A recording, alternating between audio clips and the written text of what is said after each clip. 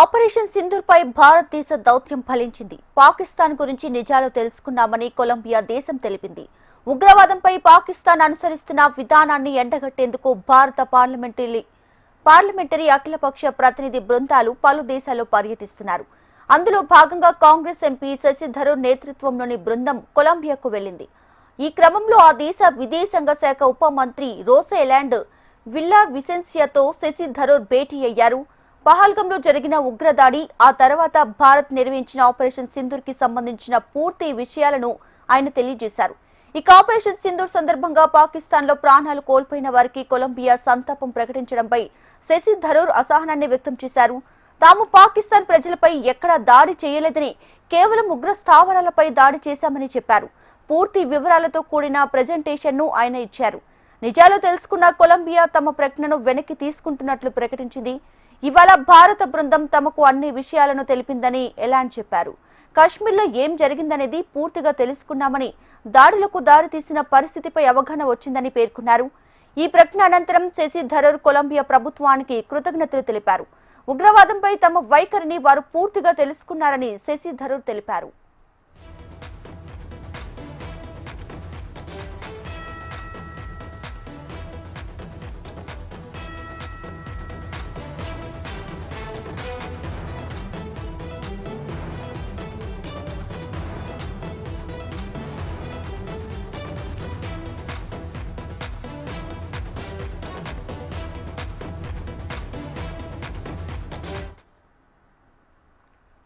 Operation Sindoor పై భారతదేశ దౌత్యం ఫలించింది. పాకిస్తాన్ గురించి నిజాలు తెలుసుకున్నామని కొలంబియా దేశం తెలిపింది.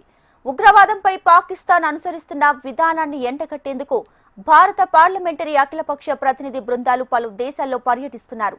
అందులో భాగంగా కాంగ్రెస్ ఎంపీ శశి థరూర్ నేతృత్వంలోని బృందం కొలంబియాకు వెళ్లింది.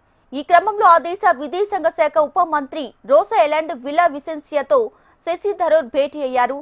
పహల్గంలో జరిగిన ఉగ్రదాడి, ఆ తర్వాత భారత్ నిర్వహించిన ఆపరేషన్ సింధూర్ కి సంబంధించిన పూర్తి విషయాలను ఆయన తెలియజేశారు. ఇక ఆపరేషన్ సింధూర్ సందర్భంగా పాకిస్తాన్ లో ప్రాణాలు కోల్పోయిన వారికి కొలంబియా సంతాపం ప్రకటించడంపై శశి థరూర్ అసహనాన్ని వ్యక్తం చేశారు. తాము పాకిస్తాన్ ప్రజలపై ఎక్కడ దాడి చేయలేదని, కేవలం ఉగ్ర స్థావరాలపై దాడి చేశామని చెప్పుకొచ్చారు. పూర్తి వివరాలతో కూడిన ప్రెజెంటేషన్ ను కూడా ఆయన ఇచ్చారు. నిజాలు తెలుసుకున్న కొలంబియా తమ ప్రకటనను వెనక్కి తీసుకుంటున్నట్లు ప్రకటించింది. ఇవాళ భారత బృందం తమకు అన్ని విషయాలను తెలిపిందని ఎలాండ్ చెప్పారు. కాశ్మీర్లో ఏం జరిగిందనేది పూర్తిగా తెలుసుకున్నామని, దాడులకు దారితీసిన పరిస్థితిపై అవగాహన వచ్చిందంటూ పేర్కొన్నారు. ఈ ప్రకటన అనంతరం శశి థరూర్ కొలంబియా ప్రభుత్వానికి కృతజ్ఞతలు తెలిపారు. ఉగ్రవాదంపై తమ వైఖరిని వారు పూర్తిగా తెలుసుకున్నారని శశి థరూర్ తెలిపారు.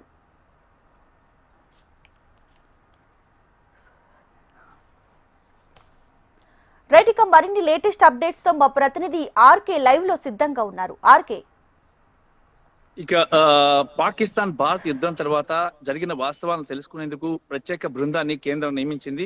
శశి థరూర్ నేతృత్వంలోని ప్రత్యేక బృందం కొలంబియా వెళ్ళింది.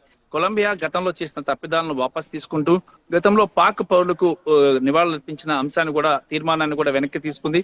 ముఖ్యంగా తాజా పరిస్థితిని, అంటే ఎక్కడ ఏం జరిగింది, అసలు తప్పు ఎవరి ఉంది, భారత్ పాకిస్తాన్ యుద్ధంలో ఎవరి తప్పు ఉందనే అంశాన్ని ఈ ఎంపీల బృందం వివరంగా విదేశాల్లో ఉన్నటువంటి వివిధ దేశాలకు చెప్పడం జరిగింది. కొలంబియా దేశం ఈ అంశానికి సంబంధించి పూర్తిగా అంటే ఏం జరిగింది, అసలు తప్పు ఎవరిది, పహల్గామ్ లో దాడి జరగడం, ఆ తర్వాత ఉగ్రవాదులు దాడి మీద భారతీయుల మీద దాడి చేయడం, ప్రాణాలు తీసుకోవడం, ఆ తర్వాత జరిగిన పరిణామాలు, పాకిస్తాన్ చేస్తున్న దురాగతాలు, వీటన్నిటికి సంబంధించి కూడా శశి థరూర్ నేతృత్వంలోని ప్రత్యేక బృందం కొలంబియా దేశానికి ప్రతినిధులకు, వాళ్ళ కొలంబియా దేశాధినేతలకు కూడా వివరించడం జరిగింది. దాని మీద వాళ్ళు చాలా సాటిస్ఫై అయ్యారు. పాకిస్తాన్ విషయంలో తాను చేసిన తప్పుని తెలుసుకొని వాళ్ళు చేసిన తీర్మానాలు కూడా వెనక్కి తీసుకున్నారు.